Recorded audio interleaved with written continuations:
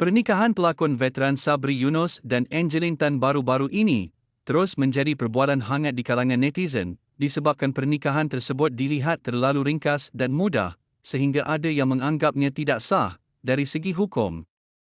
Semalam, seorang ustaz terkenal berasal dari Indonesia, Sheikh Nuruddin Banjari dalam ceramahnya menyatakan pernikahan tersebut tidak sah dan perlu diulang sekali lagi. Walau bagaimanapun, pendapat Sheikh Nuruddin itu telah ditentang dan diperjelaskan oleh Ustaz Dr. Rozaimi, yang juga salah seorang saksi yang ada bersama ketika pernikahan tersebut dijalankan. Saksikan. Maka daripada mimbar ini saya menyuruh kepada sahibus sama'ah dan juga dengan Rora, kawan tuan yang terbabit pada akad-nikah tersebut, secepat kilat kalian kena perbetulkan. Kalau tidak hubungan mereka itu sama dengan hubungan zina. Mereka tidak salah sebab mereka tidak paham hukum. Tapi kalian yang paham hukum tidak boleh dengan cara yang remang-remang seperti itu. Ini bukan perkara tahlil tak kisah, kunut tak kisah, baca zikir nyaring tak ada masalah tuh khilaf. Tapi kalau dengan cara yang tadi itu khilaf cukup membahayakan.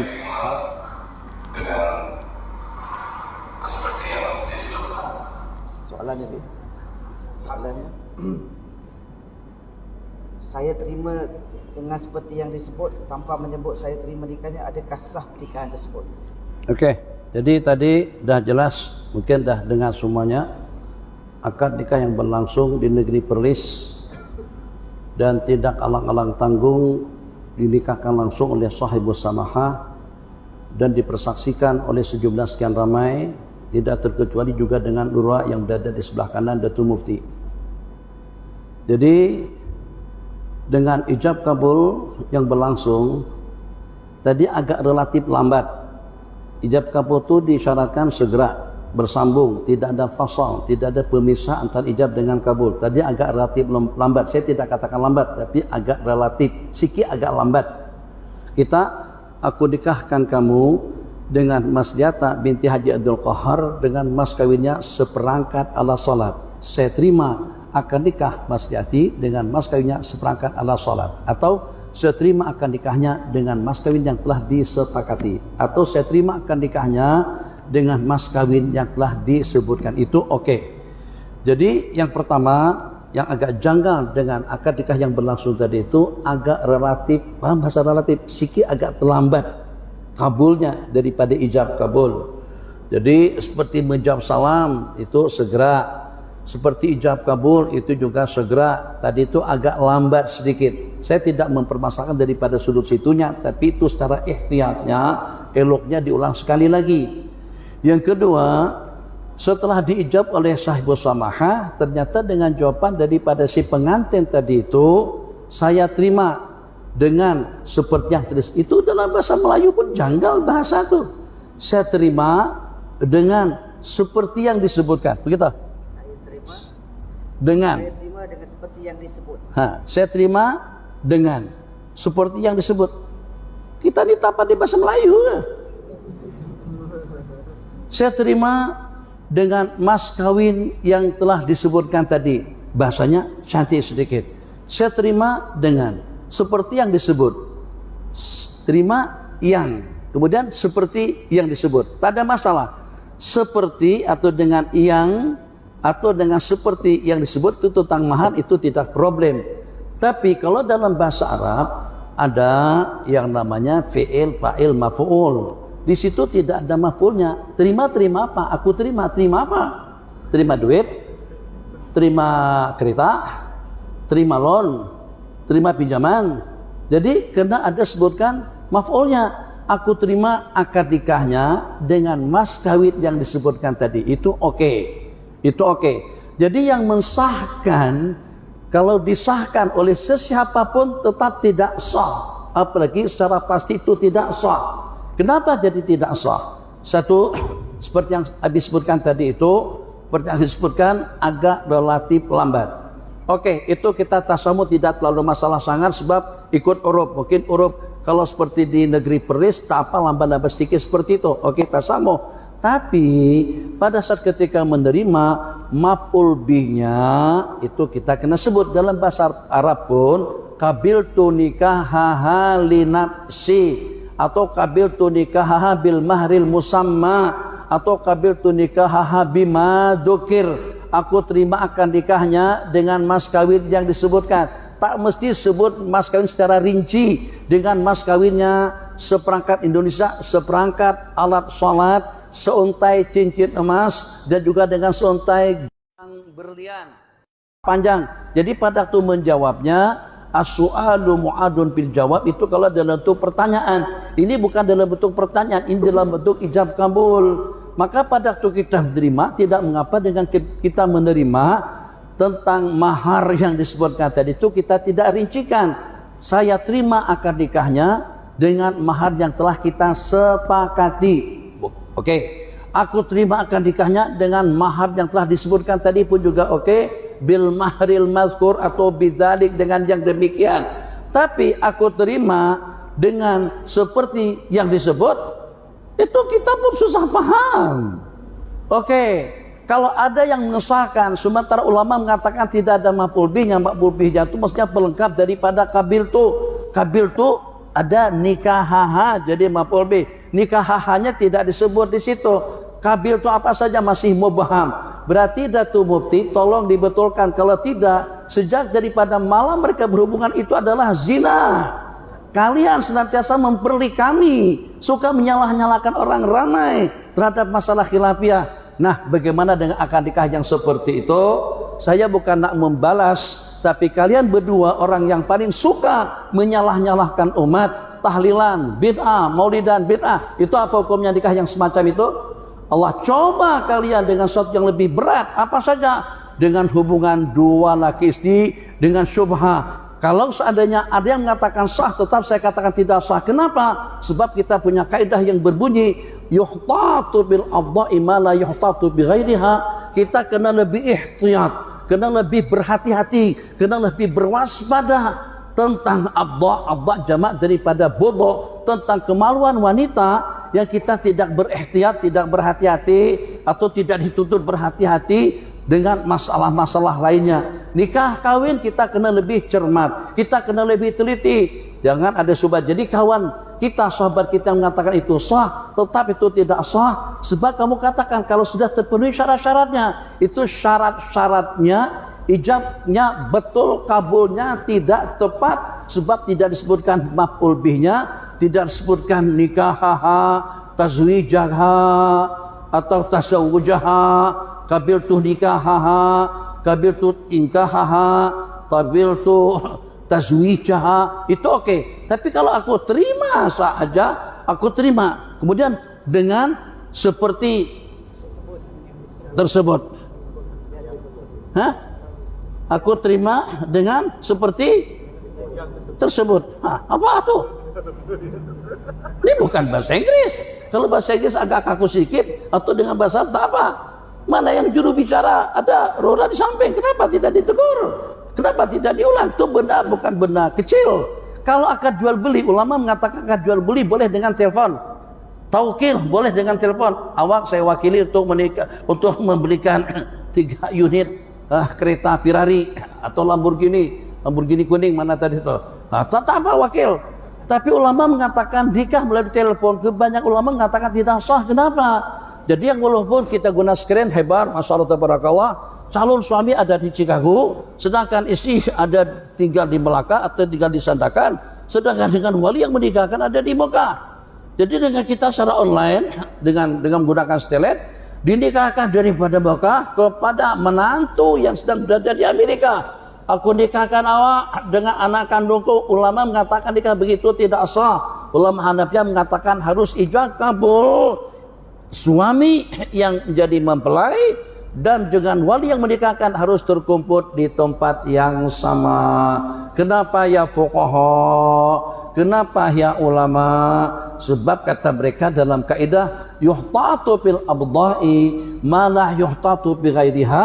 Kita kena lebih ihtiyat, lebih berwaspada, lebih berhati-hati dalam masalah nikah kawin. Perkara yang kita tidak ketat seperti itu dengan hal-hal lainnya. Jual beli secara online silahkan, banyak yang membolehkan. atau juga wakalah mewakilkan sesuatu kepada seorang secara telepon, silakan. Tapi nikah kawin secara telepon sebagaimana khutbah, jamaah mana? Online, khatib sendirian saja di sini. Mana makmumnya? Makmumnya di rumah masing-masing, online, di rumah ikuti khutbah, ikuti sembahyang berjamaah. Tak sah cara seperti itu. Kenapa? Sebab Nabi kita telah berikan panduan kepada kita, sallu kama raaitumuni usalli. Kalau seandainya masalah yang lain kita akan bertoleransi, tapi kalau dengan masalah nikah kawin, dibalik daripada nikah kawin ada nafkah, ada tempat tinggal, ada kewajiban untuk memberikan kiswah, istri kena ta'an. Lepas berhubungan antara pasangan dua laki istri, ada yang namanya mandi janabah, ada yang namanya junub atau ahkamul janabah. Selanjutnya nanti istri ngidam, lepas ngidam hamil, lepas hamil beranak. Tidak hanya setakat beranak saja, tapi anak itu akan dinisbahkan kepada siapa? Ada tentang nasab, ada tentang warisan, ada tentang kebersamaan yang kita sebut dengan ikhtilat antara laki-laki dengan perempuan. Banyak hukum hakam dibalik daripada akad nikah yang berlangsung. Berpelukan, berciuman, berpegang-pegangan, cubit-cubitan, hoi. Tak boleh, kecuali kalau sudah jadi pasangan dua laki istri. Kalau hanya setakat berpacaran saja, tidak. Kenapa? Sebab ini bab nikah. Di balik daripada nikah merentet beberapa masalah hukum. Di antaranya yang secara global saja, hukum jima, hukum mubasyarah, di antaranya hukum nasab, di antaranya hukum warisan, di antaranya hukum iddah kalau pada itu bercerai. Itu semuanya berpunca daripada akad nikah yang berlangsung. Maka daripada mimbar ini saya menyuruh kepada sahibus sama'ah dan juga dengan Rora, kawan-kawan yang terbabit pada akad nikah tersebut, secepat kilat kalian kena perbetulkan. Kalau tidak hubungan mereka itu sama dengan hubungan zina. Mereka tidak salah sebab mereka tidak paham hukum, tapi kalian yang paham hukum tidak boleh dengan cara yang remang-remang seperti itu. Ini bukan perkara tahlil tak tahlil tak kisah, kunut tak kisah, baca zikir nyaring tak ada masalah, tuh khilaf. Tapi kalau dengan cara yang tadi itu khilaf cukup membahayakan. Hadza wabillahi taufik. Wassallallahu ala sayyidina Muhammadin wa ala alihi wasallam. Salam doktor. Waalaikumsalam. Soalan luar tajuk. Betul ke perkahwinan Abang Sabri Yunuh dan Puan Angeline Tan tak sah? Dan ada yang kata sampai boleh jadi tahap zina. Sebenarnya video ni saya tengok dah petang hari. Sebab disebut nama saya dan juga nama Sahibus Samahah Mufti Perlis. Yang sebut ni adalah seorang ustaz daripada Indonesia. Saya tak pasti dia ada di sini ataupun dia di Indonesia. Tapi nampaknya dia komen isu ni. Dan daripada video dia tu saya tengok emosi lah dia. Sungguh-sungguh sangat dia bercakap sampai suara pun tinggi sehingga jadi halus suara dia. Saya dengar tu macam saya pun agak terketawa sikit lah mendengar suara dia tu. Isunya ada dua. Saya sekadar yang saya dengar video itu ada dua isu yang dia bangkitkan. Isu yang pertama dia kata secara relatifnya ada kelewatan di antara ijab dan qabul. Tetapi dia bangkitkan isu tu lalu dia kata dia tak permasalahkan sangat kerana mungkin diterima di Perlis. Sebenarnya kalau siapa tengok, saya sendiri ada. Saya duduk di sebelah Mufti Perlis pada ketika itu. Mufti berada di sebelah kiri saya. Dan saya sendiri menyaksikan tidak ada kelewatan pun. Tak ada kelewatan pun pada ijab dan qabul. Okey saja. Dan benda ni pun beliau sendiri sebut tidak dipermasalahkan sangat. Jadi tak ada isu lah. Isu yang kedua, apabila disebutkan dalam qabul itu, saya terima. Saya terima dengan seperti yang disebut. Begitulah lebih kurang yang saya ingat qabulnya.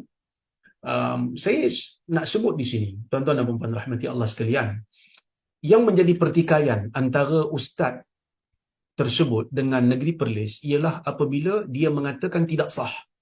Kenapa tak sah? Kerana tak disebut saya terima apa, dia kata. Kena sebutlah terima apa. Kena sebut terima apa. Pertama tuan-tuan, saya nak sebutkan perkara ini sebelum saya nak komen pasal isu itulah. Saya sebut tadi, isu pertama yang dikatakan secara relatifnya ada jarak di antara ijab dan qabul, clear. Memang dia sendiri tak nak permasalahkan, dan saya sendiri yang menyaksikan, saya tidak nampak ada tempoh yang panjang antara ijab dan kabul, tidak ada. Okey. Kemudian yang kedua, isunya tidak menyebutkan saya terima nikahnya. Itu isu yang kedua. Kemudian dibangkitkan tentang isu zina dan sebagainya. Kemudian dia minta saya dan juga sahibus samahah untuk bertindak, membetulkan semula akad ini. Kemudian dibangkitkan isu kami suka memperli orang dan sebagainya. Isu bid'ah juga dibangkitkan, isu maulid juga dibangkitkan, isu tahlil dibangkitkan. Saya tak tahu sebenarnya fokus dia ke mana.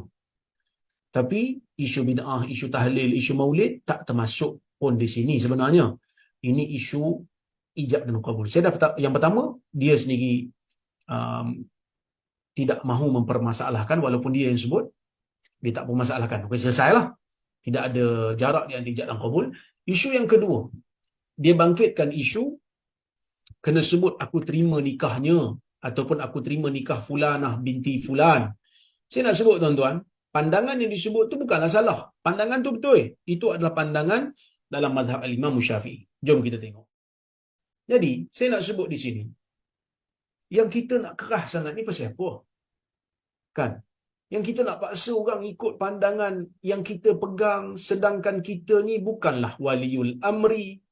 Saya tak ada masalah orang nak pegang dengan pendapat mazhab Syafi'i, nak diundang-undangkan untuk tempat dia. Kalau dia betul-betul waliul amr, dia mufti, ataupun dia qadi, ataupun dia pemerintah, nak jadikan satu mazhab itu dipegang, dijadikan undang-undang di dalam negeri, tak ada masalah. Tapi yang dia nak pergi komen isu negeri orang ni pasal apa? Di Perlis, kami menggunakan mazhab majoriti ulama' lah masalah ni. Jadi, kalau tak sah di sisi mazhab yang muktamad dalam mazhab Syafi'i, pandangan kedua dalam mazhab Syafi'i, pandangan majoriti ulama' dalam mazhab fiqh mengatakan sah. Yang kita pergi kait dengan zina ni pahal pula. Jadi bagi saya, kata-kata ini seolah-olah kata-kata yang sangat biadab kepada ulama'-ulama', kepada majoriti ulama' saya katakan. Saya menghormati pandangan mazhab Syafi'i yang lebih berhati-hati dalam masalah ni. Tetapi apabila kita pilih satu pandangan, jangan pula kita nak mengecam seolah-olah macam majoriti ulama' ni tidak berhati-hati. Disebut kena berhati-hati dalam isu kemaluan perempuan dan sebagainya. Saya menghormati bagi mereka yang nak berhati-hati. Tapi dalam isu ni, adakah kita nak kata ulama'-ulama' yang ramai ni, yang majoriti ni tak berhati-hati? Kita seorang je berhati-hati. Wah, bagi saya isu ni dah jadi serius, tuan-tuan dan puan-puan. Ini sebab itu saya melihat kita mengatakan kita nak berlapang dada.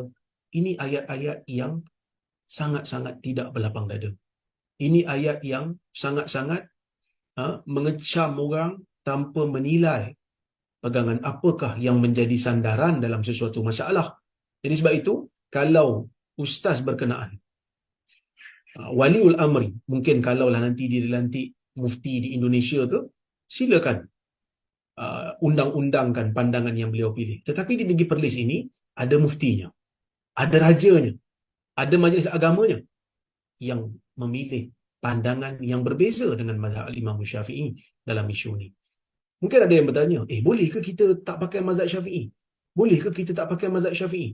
Boleh saja kalau pandangan itu adalah pandangan yang tepat pada penilaian pemerintah. Terima kasih kerana menonton video di channel Malaysia Viral. Sila share, like dan subscribe supaya anda tidak ketinggalan menonton video-video selanjutnya.